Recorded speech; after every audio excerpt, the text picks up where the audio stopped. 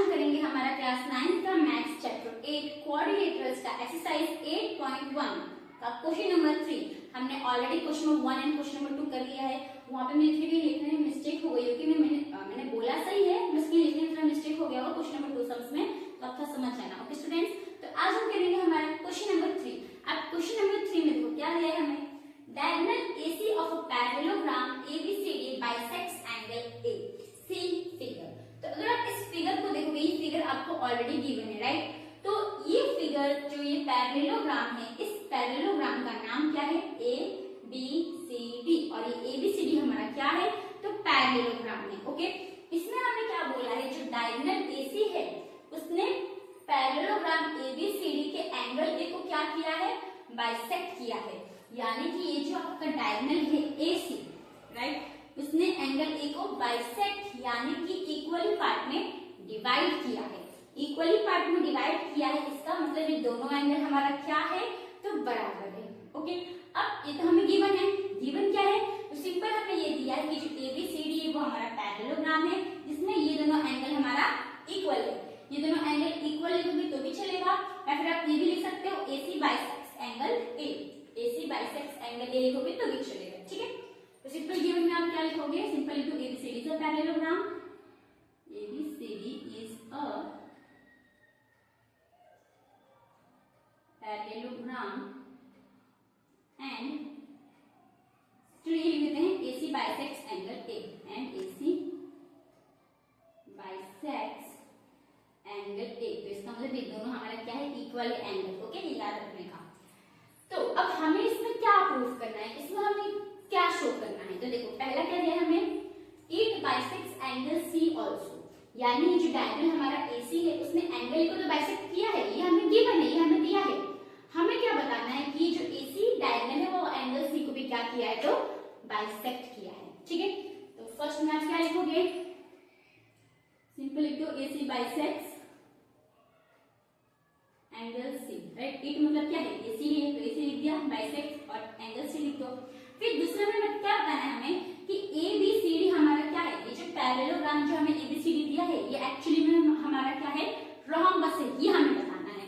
तो सेकंड में आप क्या लिख दोगे, ABCD इज अ रोम्बस, ये हमें बताना है, ABCD इज अ रोम्बस। ठीक है, ओके, तो यहाँ तक तो हमें आता है, मैम इसके आगे बताओ, है ना। तो देखो अब हमको क्या शो करना है कि पहले हमें क्या करना है, AC बाइसेक्ट्स एंगल C, यानी ये जो AC है इसने क्या किया है, एंगल C को भी बाइसेक्ट किया है। बाइसेक्ट यानी कि इक्वली पार्ट में डिवाइड किया है, ये हमें दिया नहीं है, ये हमें गिवन नहीं है, ये हमें शो करना है।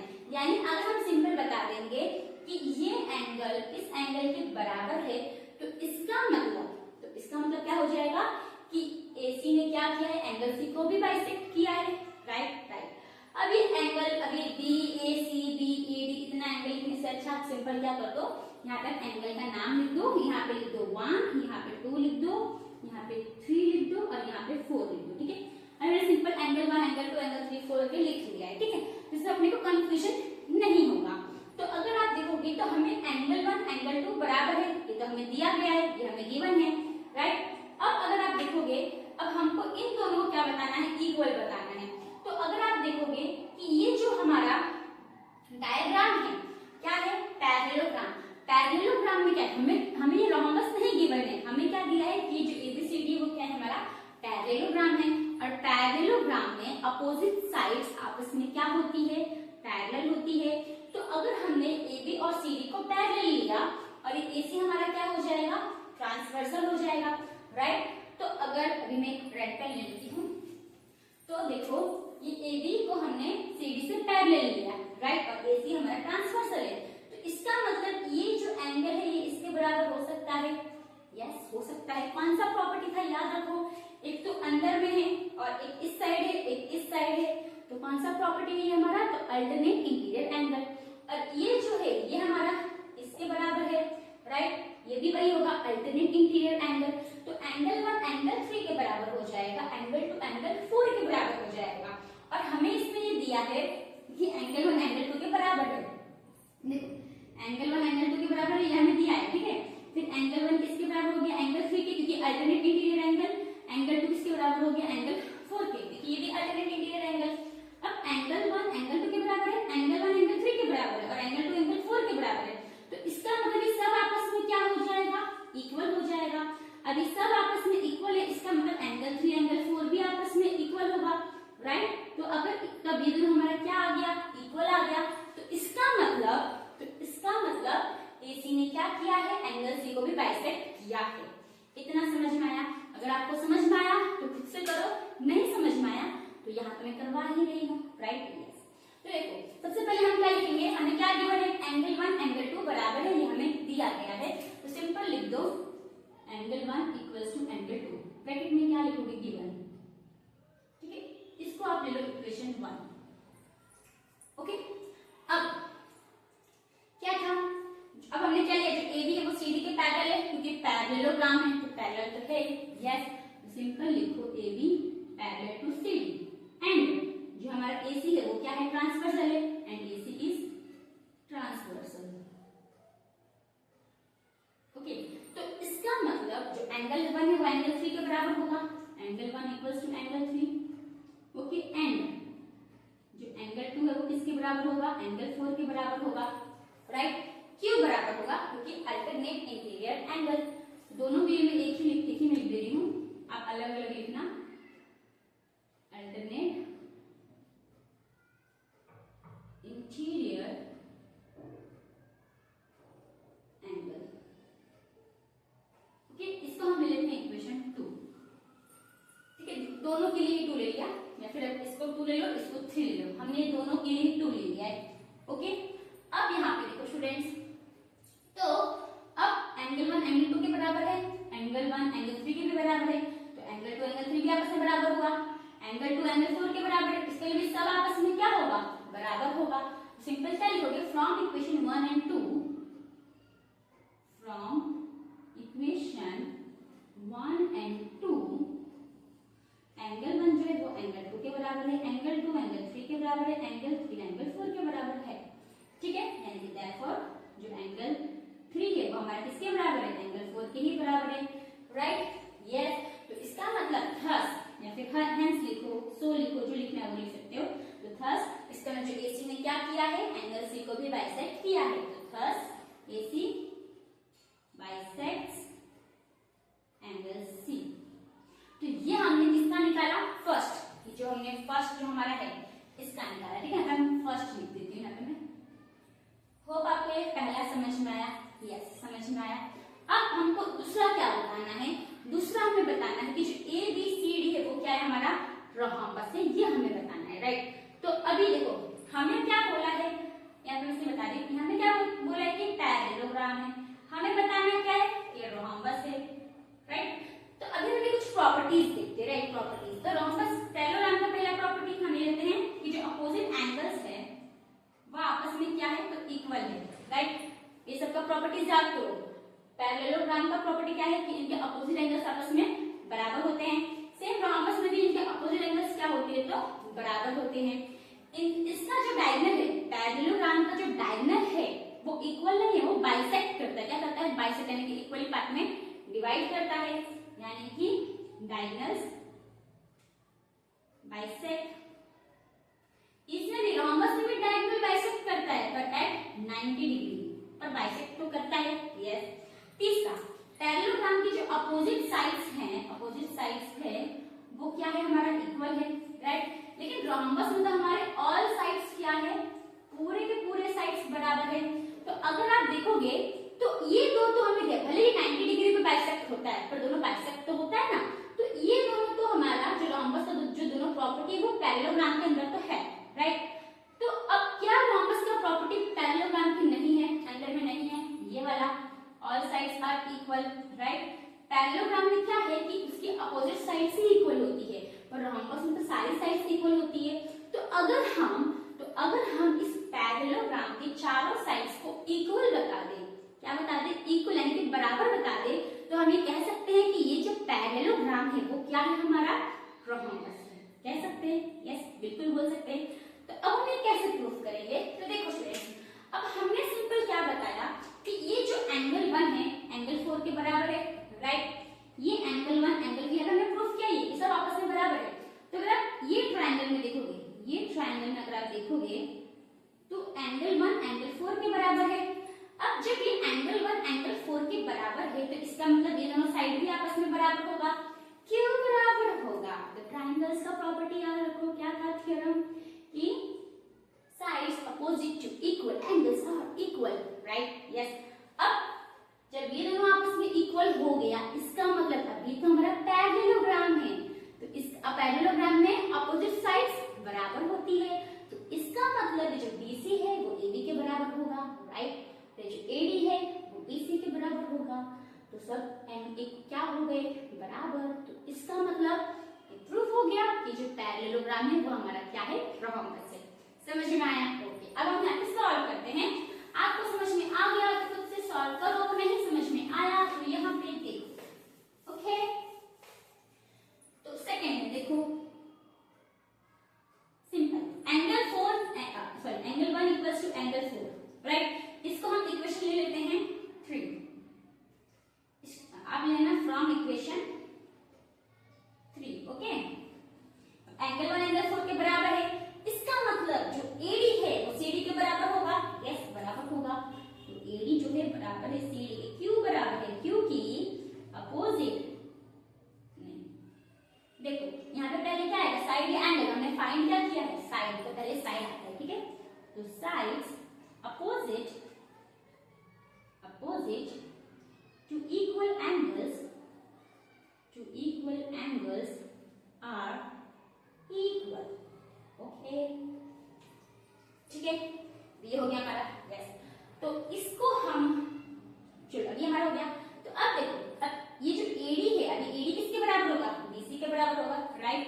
यहाँ पे क्या लिखोगे? देयरफॉर जो AD है वो BC के बराबर होगा, एंड जो हमारा CD है वो AB के बराबर होगा, या फिर DC ले लो। जो हमारा CD है वो किसके बराबर होगा? AB के बराबर होगा। क्यों बराबर होगा? क्योंकि पैरेललोग्राम है, पैरेललोग्राम में अपोजिट साइड्स इक्वल होती है, तो यहाँ पे हम क्या लिखेंगे? Opposite sides of parallelogram, opposite sides of a parallelogram. ठीक है, इतना किया हमने। यस, तो अब इसको हम ले लेते हैं, इक्वेशन यहाँ पे 3 तक था, इसको हम ले लेते हैं इक्वेशन 4। यहाँ पे मैं कर दी, हाँ, इक्वेशन 4, और इसको हम ले लेते हैं इक्वेशन 5। यानी कि इक्वेशन 4 5 से हम बोल सकते हैं कि इसमें सब साइड्स क्या है? हमारा इक्वल है, राइट? अब देखो AD CD के बराबर है, AD BC के भी बराबर है, और CD AB के भी बराबर है, इसका मतलब सब आपस में क्या होगा? इक्वल होगा। तो यहाँ से हम बोल सकते हैं फ्रॉम इक्वेशन 4 एंड 5 से हम ये बोल सकते हैं कि ये जो हमारा चारों है, जो AB किसके बराबर है? BC के, BC CD के, और CD BD के बराबर है। यानी थस जो हमारा ABCD है वो क्या है? Is a rhombus. तो आगे हमारा आंसर। तो होप फ्रेंड्स आपको ये जो क्वेश्चन नंबर 3 है वो समझ में आया। तो देखो आपको थोड़ा प्रैक्टिस तो करना पड़ेगा, ठीक है? तो इसके साथ प्रैक्टिस करना, हो सके तो 5 टाइम्स प्रैक्टिस करना, तो आपको क्लियर हो जाएगा। ओके, तो होप आपको क्वेश्चन नंबर 3 समझ में आया। तो हम आते हैं हमारे नेक्स्ट क्वेश्चन, यानी क्वेश्चन नंबर 4 के ऊपर। तो स्टूडेंट्स हमारा नेक्स्ट क्वेश्चन है क्वेश्चन नंबर 4। अब क्वेश्चन नंबर 4 में क्या दिया है देखो स्टूडेंट्स, तो ABCD is a rectangle in which diagonal AC bisects angle A as well as angle C। अब इसमें आपको फिगर ड्रॉ गिवन नहीं है, आपको फिगर ड्रॉ करना पड़ेगा पढ़ के। ओके, तो इसमें हमें क्या दिया है देखो, एक रेक्टेंगल दिया है, इस रेक्टेंगल का नाम क्या है हमारा? तो ABCD,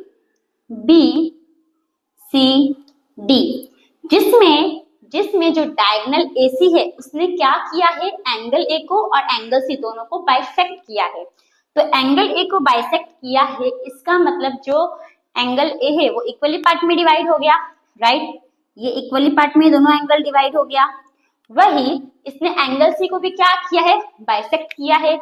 इसका मतलब ये भी क्या हो गया? एंगल C भी इक्वली पार्ट में डिवाइड हो गया, राइट? ऐसा तो लग नहीं रहा है पर डिवाइड हुआ है, ठीक है? हमको क्वेश्चन में दिया है show that ABCD is a square.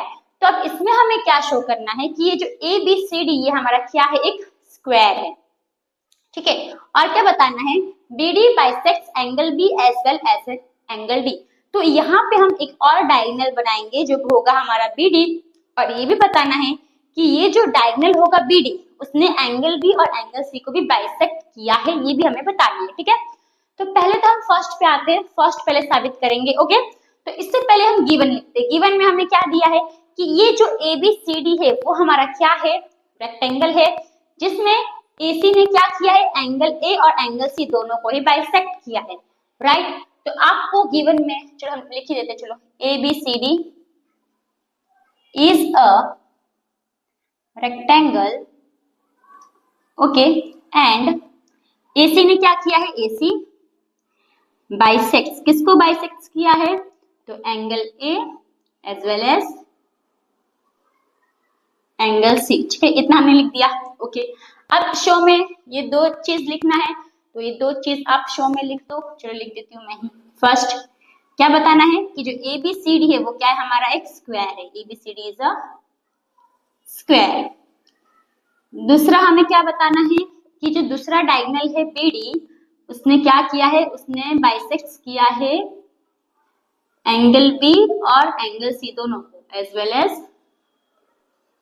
Angle B, ठीक है, इतना हमने लिख दिया, ओके। अब पहले हमें क्या बताना है कि ये जो रेक्टेंगल है ABCD, ये रेक्टेंगल नहीं, ये स्क्वायर है। रेक्टेंगल तो हमें दिया है कि रेक्टेंगल है, पर हमें ये बताना है कि ABCD क्या है, हमारा एक स्क्वायर है। तो हम प्रॉपर्टी देखते हैं, ठीक है। एक है हमारा रेक्टेंगल और एक है हमारा स्क्वायर। तो पहले तो दोनों के जो दोनों शेप है, दोनों शेप के चारों एंगल्स आपस में क्या होते हैं, इक्वल होते हैं, राइट। ऑल एंगल्स क्या होते हैं, ऑल एंगल्स इक्वल होते हैं एट 90 डिग्री, राइट, इक्वल होते हैं। और चारों एंगल क्या होता है आपका, 90 डिग्री, यानी कि सिंपल लिख दो इक्वल 90 डिग्री। स्क्वायर में भी ये होता है, ओके। अब जो रेक्टेंगल है, रेक्टेंगल के डायगोनल्स आपस में क्या होते हैं, इक्वल होते हैं, क्या होते हैं, इक्वल होते हैं। स्क्वायर के भी डायगोनल्स क्या होते हैं, इक्वल होते हैं, और वो क्या करते हैं, बाइसेक्ट करते हैं, क्या करते हैं, बाइसेक्ट एट 90 डिग्री, 90 डिग्री पे वो बाइसेक्ट भी करते हैं, ओके। तीसरा प्रॉपर्टी क्या है कि रेक्टेंगल के अपोजिट साइड्स आपस में इक्वल और पैरेलल होते हैं। रेक्टेंगल के अपोजिट साइड्स आपस में इक्वल और पैरेलल एंड पैरेलल होते हैं, राइट। स्क्वायर के अपोजिट साइड्स भी इक्वल पैरेलल है, लेकिन स्क्वायर में क्या होता है, सारे साइड्स, ऑल साइड्स क्या होते हैं, इक्वल होते हैं। तो अगर आप देखोगे तो रेक्टेंगल की ये दो प्रॉपर्टी तो स्क्वायर में आ रही है, भले ही इसमें इतना आ रहा है, पर ये पूरा आ रहा है ना, ये तो एक्स्ट्रा बाइसेक्ट हो रहा है 90 डिग्री पे, पर ये डायगोनल्स इक्वल तो पूरा आ रहा है इसमें, राइट।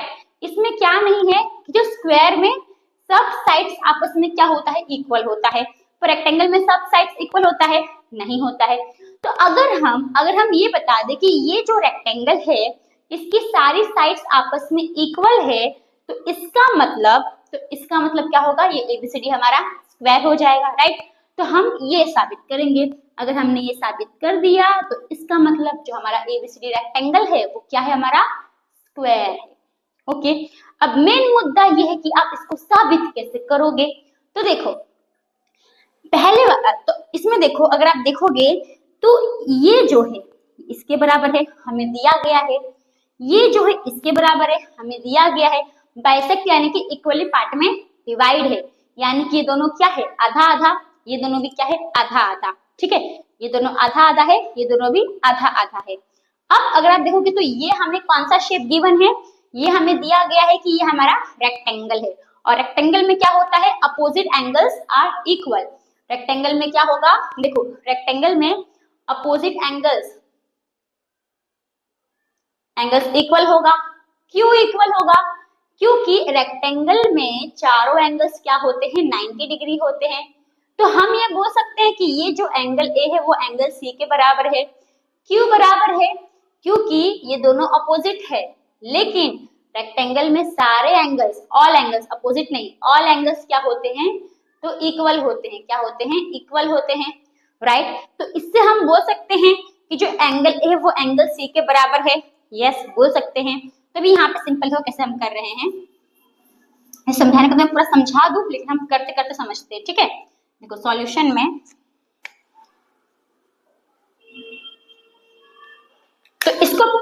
नाम तो नहीं देते, चलो ऐसे कर लेते हैं। तो सॉल्यूशन में अगर आप देखोगे तो जो एंगल ए है वो एंगल सी के बराबर होगा, राइट, यस।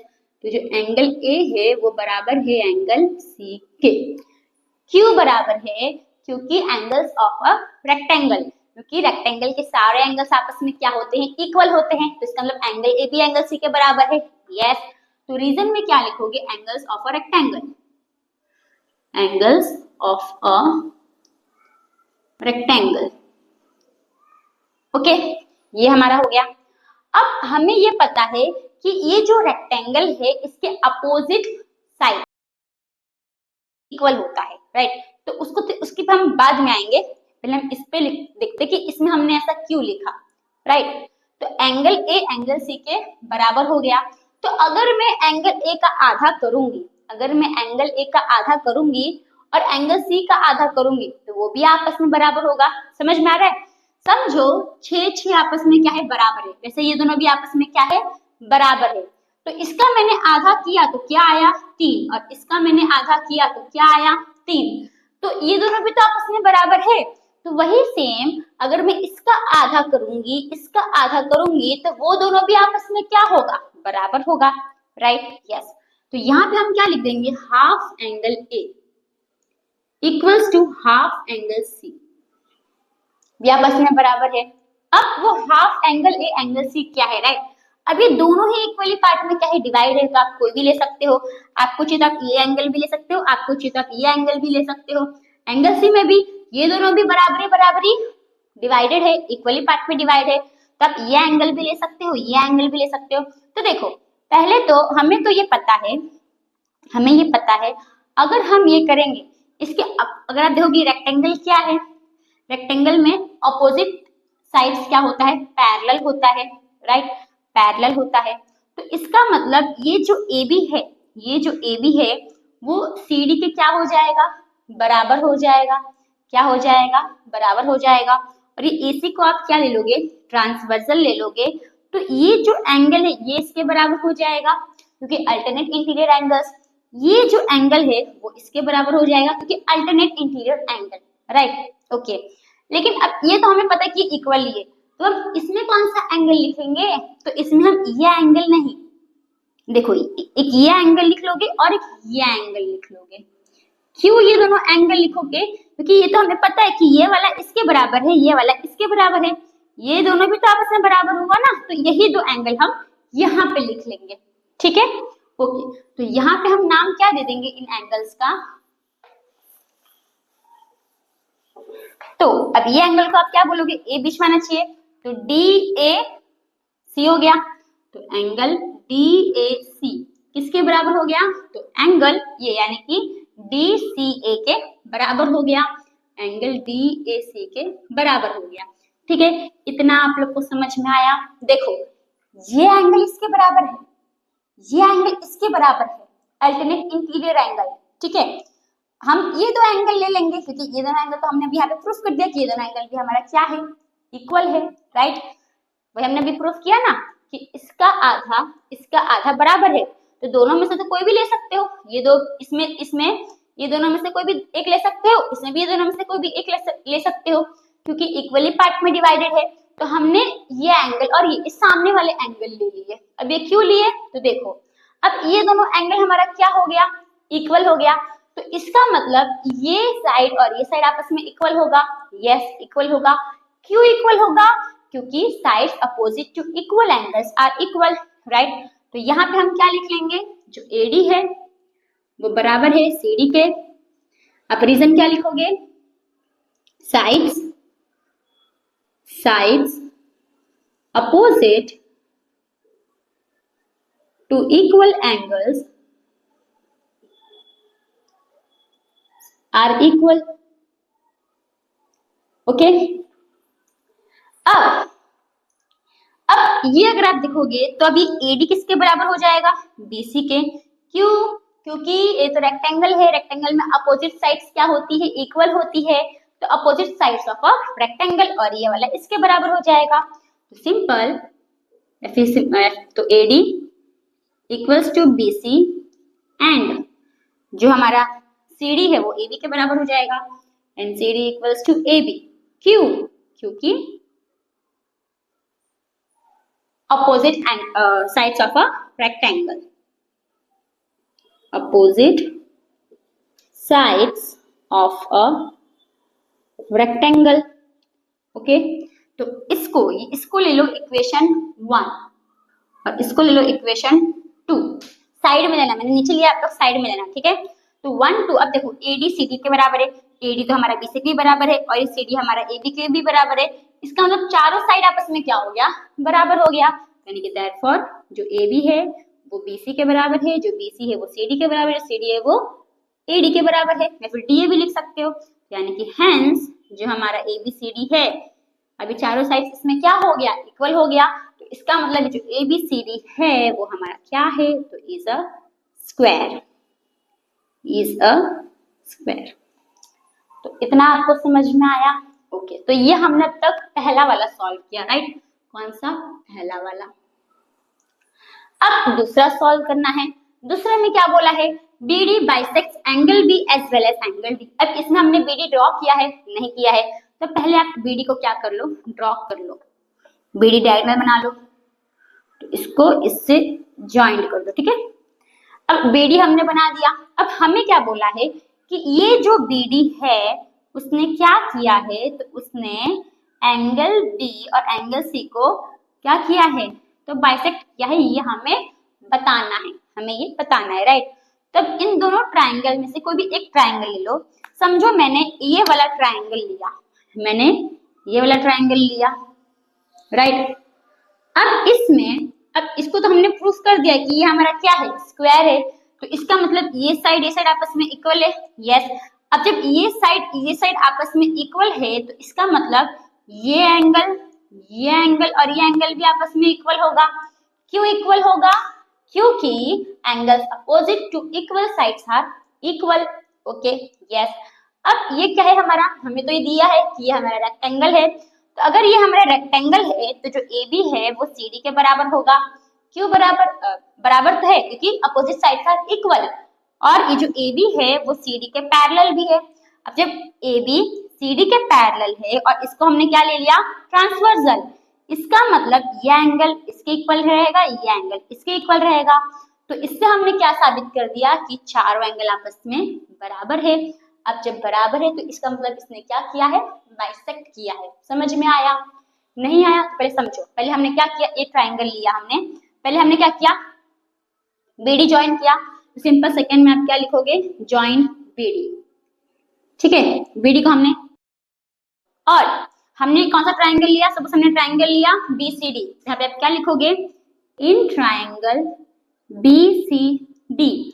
तो जो BC है वो CD के बराबर होगा, राइट। जो BC है यहाँ पे सिंपल, जो BC है वो CD के बराबर होगा। क्यों बराबर होगा, क्योंकि ये हमने ऊपर में प्रूफ किया है, AB equals to BC equals to CD equals to DA, right.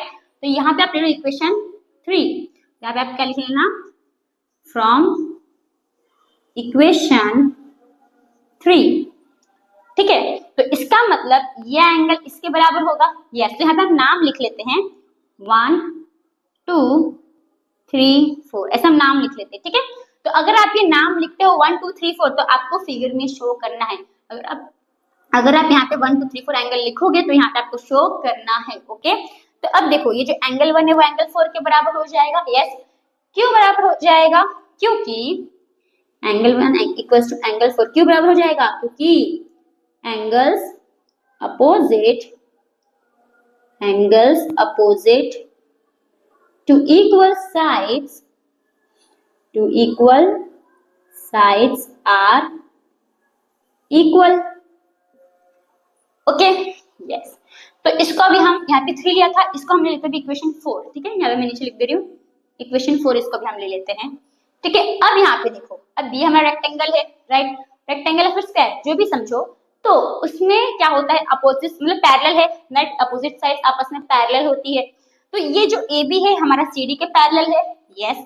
तो हम ले लेते हैं AB parallel to CD, and जो, और ये BD को हम क्या ले रहे हैं, transversal, and BD is transversal, okay.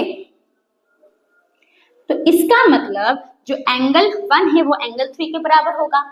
क्यों बराबर होगा, क्योंकि मैम अल्टरनेट इंटीरियर एंगल और एंगल 2 एंगल 4 के बराबर होगा, राइट। यहाँ पे सिंपल लिख दो angle 1 equals to angle 3 and angle 2 equals to angle 4, क्योंकि अल्टरनेट इंटीरियर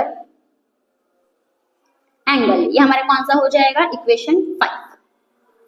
ठीक है, अब यहाँ पे देखो एंगल 1 एंगल 4 के बराबर है, हमने 4 में बताया, इक्वेशन 4 में, राइट।